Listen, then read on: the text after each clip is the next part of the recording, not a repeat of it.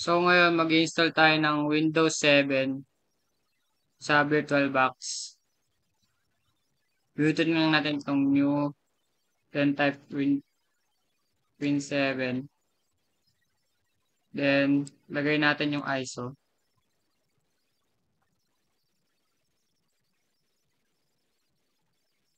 Then open. Then dito tanggalan natin siya ng space. Then punta tayo sa hardware. Gawin natin 4096.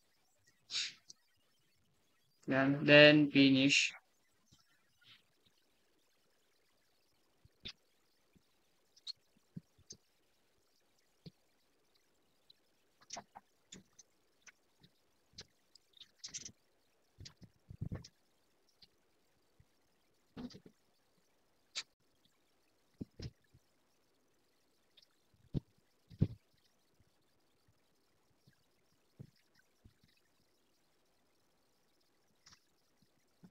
Then pwede rin natin itong restart now.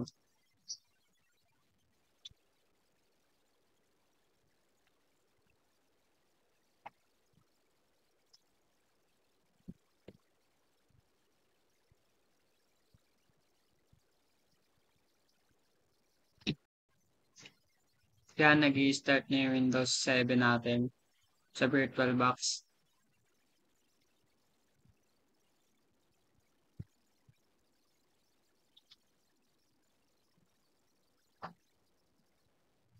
Yan, meron na tayong Windows 7 sa VirtualBox. Kaya lang mag-install. Thank you.